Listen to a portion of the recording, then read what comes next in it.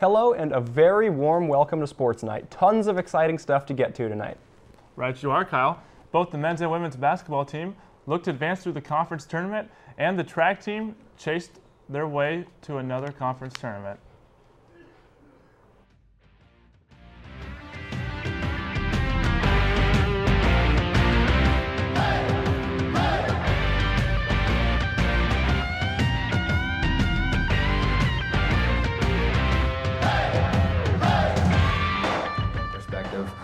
He's a guy that they look forward to watching. He goes out every time, and he's 100 miles an hour. Shelby Grenath takes a look at the career of a defending national champion. And the women's basketball team grabbed the second seed and a bye. Could they capitalize on their home court advantage? And we're joined in the studio by someone who can run a lot faster and further than we can. This is Sports Night.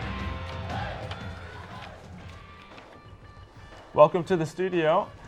With March soon approaching, a lot of sports fans can't help but think about one thing: March Madness. Right you are, Seth. And with March Madness on the horizon, Wartburg's basketball teams both hoped to join in the bracket fun. The men's basketball team faced a tall task to start their run towards the NCAA tournament, and they would face Co at home, but they would need to win 3 straight to make the big dance. Just a few weeks ago, Wartburg lost by 30 against this very same Co team, but what a difference a couple weeks can make. Wartburg had a tall task taking on the Co-Hawks, and the Levick Lunatics were there and ready to go.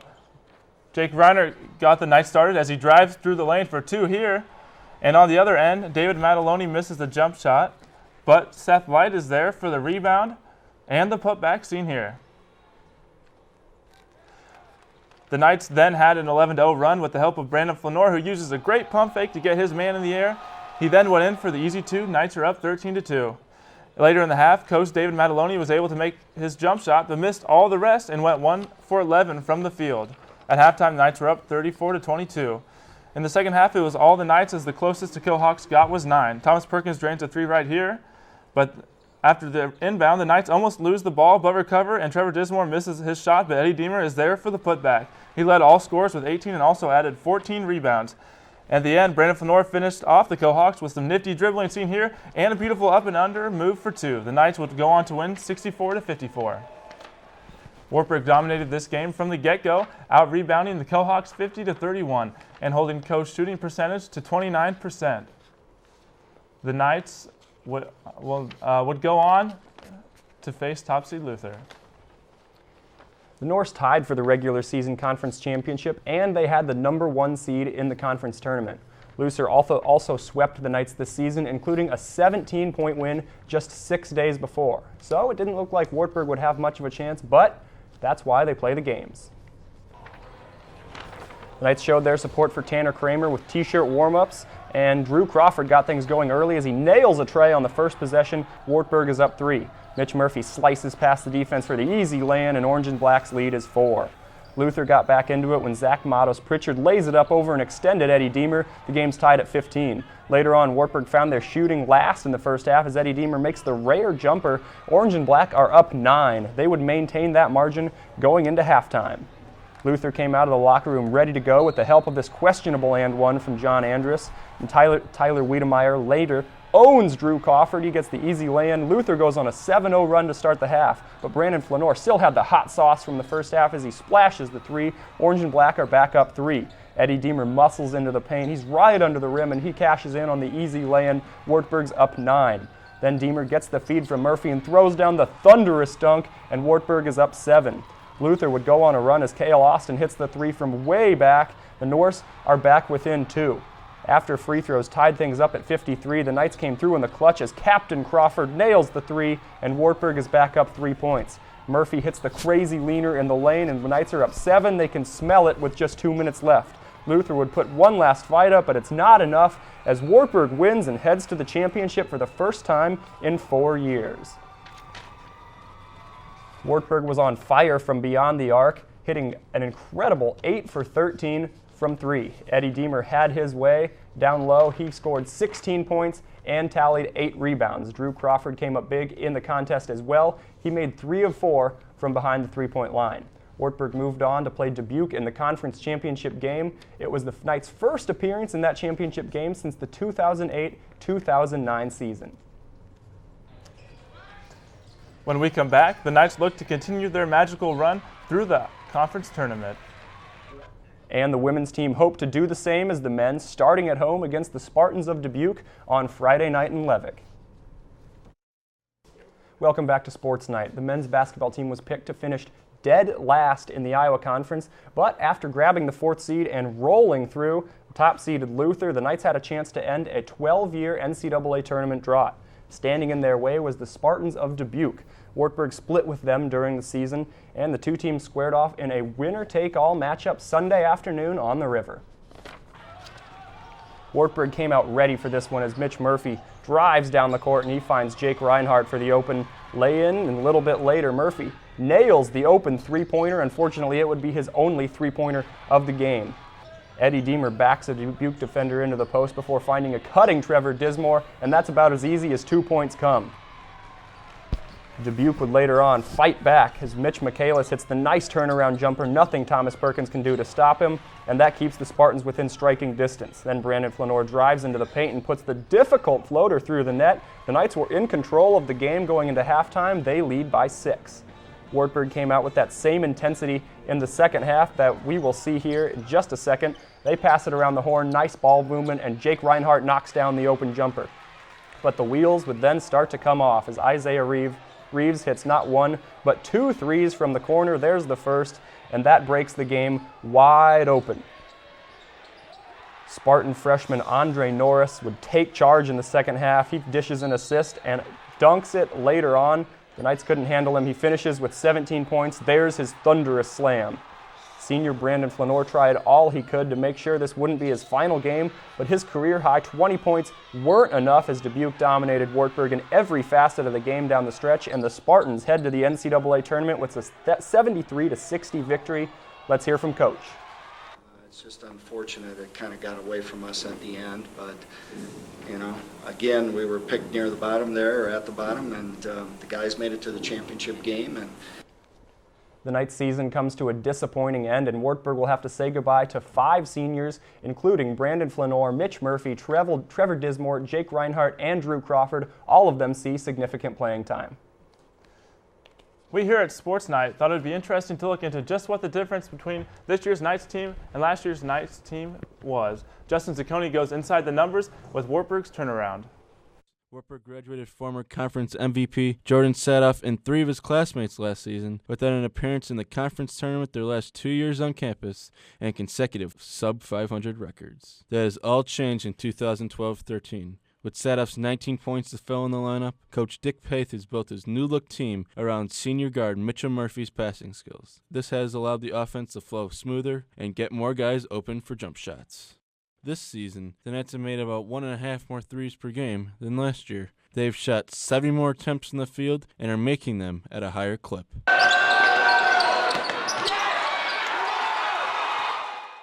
Sadoff's scoring could never be replaced because he was such a dominant ball handler, as evidenced by his 75 attempted trays in conference play. This season, Murphy has dished out more passes to open teammates who have been making those shots. Junior Brent Algren led the squad from deep, shooting a remarkable 48.8% from behind the arc. Junior Thomas Perkins rebounded from a poor shooting performance last year to hit 46.5% of his trays. Senior Drew Crawford came out in third with 40%.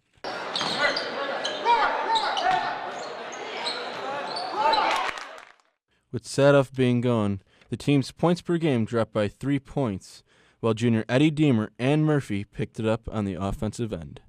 With the exception of the win column, most of the numbers are similar to last year's team, but overall, the Knights rode their stable of 3-point shooters to the conference championship game this season. And that's the difference between the bottom of the standings and the pinnacle of an NCAA tournament berth. Reporting for SportsKnight, I'm Justin Zacconi. While the men's team took on Luther Friday night, the women's team hosted Dubuque in Levick Arena. It was a matchup of the 2nd and 3rd seeds, and both previous games had come down to the wire. The third contest would be no different. The Knights got on the the Knights get on the board first as Bailey O'Brien drives into the lane and finds Abby Weideman, who nails the 3-ball. Just a few seconds later, Dubuque gets careless with their passing, and senior Kathy Ryder picks it off and has a clear lane to the basket. She converts the lay-in, and Wartburg couldn't have started the game much better. More from the Knights as their leading scorer, O'Brien, gets on the board, taking the skip pass and burying the 3-pointer. Suddenly, Dubuque has to call timeout after a quick start from the Knights. But Dubuque would right the ship, moving to the second half. Their leading scorer, Molly Whiting, grabs a rebound and goes coast to coast past a couple Knights defenders. That nice layup would give the Spartans the lead. A couple possessions later, Whiting would find the open shooter on the wing, another 3 from Dubuque, and now they've opened up their largest lead of the game at 7 points. Nice passing from the Spartans as Ashley Barwick finds Stephanie Remarkle with the interior bounce pass, and it's an easy 2 points for Dubuque. Desperation time setting in for Wartburg.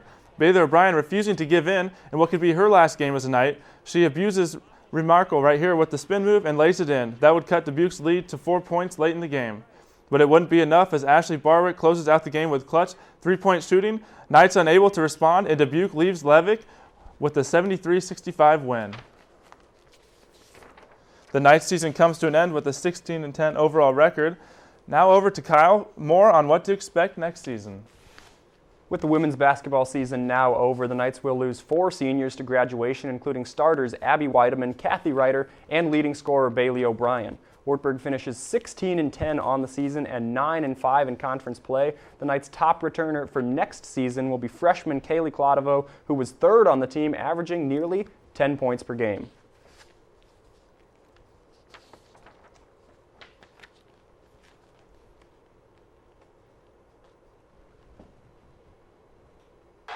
When we come back on Sports Night, the track team runs for the Iowa Conference Championship.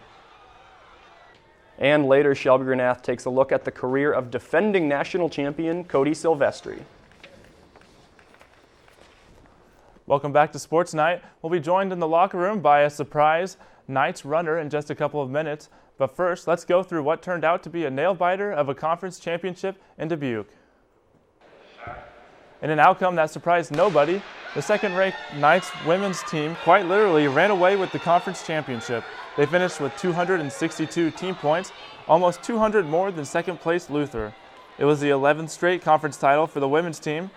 And the 4x400 team of Carly Cochran, Taylor Moore, Kendrick, and Kayla Kriegel set a new conference record of their best time of 3:55.57 seconds. Kayla Heeman was named the MVP of the meet's field event, and Coach Marcus Newsom was named the conference's Coach of the Year. On the men's side, it was much more interesting. The Knights were the top-ranked team going in, but were shorthanded due to a number of minor injuries. Still, the Knights took eventual champion Central down to the very last race, trailing by 4 points heading into the 4x400. Wartburg's team of Daniel Bonthius, Dominique Franks, Dallas Copas, and Nick Green blew by the competition to claim first and the 10 team points, but Central was able to secure second place, handing them the 186-184 overall victory. Joining me in the locker room now is sophomore track runner Chase Moser, fresh off a strong performance at the conference championships. Thanks a lot for being here, Chase. No problem. Now, first question, you're used to running cross country, long distances, outdoors. What's it like shrinking that track down to just 200 meters and trying to compete with all those turns?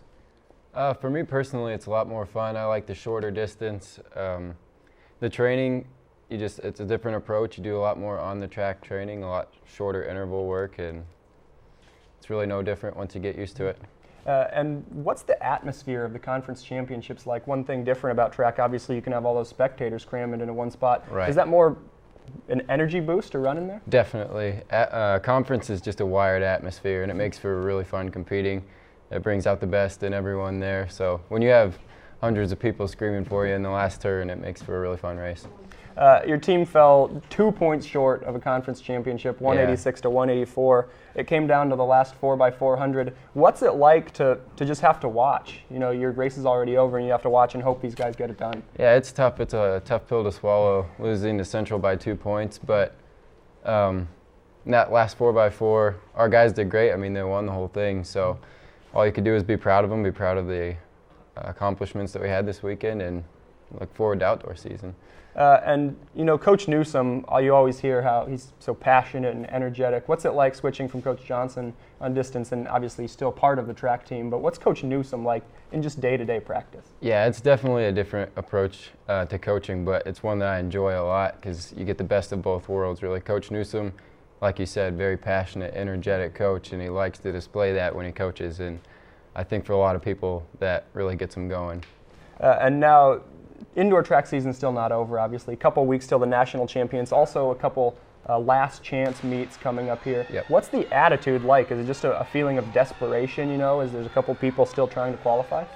Yeah, to an extent. I mean, it's like you said, the last chance meet, you have one shot and it's over. So everyone there is just going for it. It's not really racing each other, it's racing against the clock. So there is a sense of desperation, yeah. And is there a certain training method that you use maybe to prepare for just this one race, or is it, you know, keep going as normal?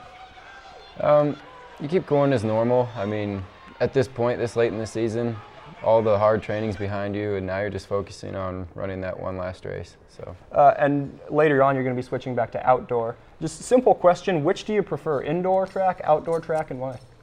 Based off last year, I preferred indoor track just because the conference meet's so crazy. There's so many people in that tight space, and it just makes for an awesome atmosphere to compete in. And outdoor track, is you run the mile as your main event. Is it any easier just with fewer turns? I hear that turns make a difference in track. Does it really matter how tight the turns are, what the track's like? Yeah, I think you'll see faster times in the 1,500 meter equivalent of outdoor. All those turns really do add up, and it puts a lot of pressure on your shins, and yeah, makes it slower. And your team rated 19th, the highest rated team coming into the conference championship, lost out to Central. What's the disappointment like to know you were the highest rated team and didn't quite get it done? We faced some adversities, and I think for the most part we've done pretty well in overcoming those. We've had a few guys injured, and I think the attitude is we're just really going to approach outdoor with a sense of we have something to prove, and everyone's going to know it. All right, thanks a lot, Chase. Unfortunately, that's all the time we have, but later on in Sports Night, we'll reveal our Athlete of the Week and take a look at Cody Silvestri's championship career as a Wartburg wrestler. Stay tuned. Welcome back to Sports Night. The wrestling team is headed to the regional tournament this Saturday in Dubuque. So Sports Night's Shelby Granath took a closer look at one senior hoping to win nationals again. Some Knights don't find their home at Wartburg their freshman year. Some Knights run out of eligibility before their senior year. And some Knights win a national championship their first year at Wartburg. All these things are true for senior wrestler Cody Silvestri. Last year, Silvestri won the national championship at 141 pounds, helping Wartburg clinch their 9th national title. Nationally, I don't think anybody gave Cody a chance. Just going in there and being able to take out a two-time national champ and being my first time winning a national champ, it was just unbelievable. The way Silvestri won that title was an unforgettable moment for him and the program. His finals match was just such a intense match, and there was so much going on, and the way that he wrestled that match, and it was, I'll never forget it. I mean, that's definitely one of those matches that you just don't forget. Even though Silvestri is academically a junior, on the wrestling team, he's a senior. He attended a community college in Rhode Island before transferring to Wartburg. I wanted more out of my wrestling career. Wartburg's the best wrestling college in D3. Something about the way Cody wrestles makes him fun to watch. It's all about his unique and entertaining style. He's unorthodox, you know. I mean, a lot of the things that he does is a little bit different. It's kind of a style of his own. I got a different type of style. It's more funky. I guess it's that East Coast swag or something. There's not that many guys that could wrestle that style and get away with some of the stuff that he gets away with. It has to do with just athleticism and just knowing the positions and where you are. That's what makes it so exciting to watch. It is something different. It's a different product that you usually don't see out there. Describing Silvestri's style is one thing. Describing him as a wrestler is different. Energetic, dedicated, and entertaining, motivated, a competitor, passionate. Cody's wrestling career will not be over after this year. He plans on helping coach at Wartburg next year, and he has dreams of trying for Worlds and the Olympics. But first, Silvestri has to focus on the rest of this year and his road to another national championship. getting a second national title would really be the icing on the cake. It'll be something that I worked for my whole entire life. So winning this second national title is just huge for me in many ways. Reporting for SportsKnight, I'm Shelby Grenad. SportsKnight is not quite over yet. Still to come, find out who the Athlete of the Week is and get an update on the men's tennis team's dominating effort. SportsKnight will be back in a few minutes. Welcome back to SportsKnight. Last weekend, the Wartburg men's tennis team traveled to the state capital to take on the Grandview Vikings in doubles play and singles play. The men won both matches with Brian Rasmussen and Yusuf Chowdhury defeating Grandview's Johnson and Norris 8-2, while Eric Hilpert and Blaine Willardson also took their doubles play match. Meanwhile, in singles play, all 6 matches were won by Wartburg, finishing the sweep 8-0 score, and the Wartburg goes on to win, and they have a 4-1 overall record on the season. Hot start for Knights tennis. Now it's time to reveal who our Athlete of the Week is. This week it is men's basketball player and point guard Brandon Flanor. The senior from Baltimore, Maryland, in his final 3 games of his collegiate career, he provided a spark off the bench for the Knights, and in what would be his last game against Dubuque, Flanor added a career-high 20 points off the bench in just 17 minutes of action. We want to congratulate Brandon for ending his career with a bang.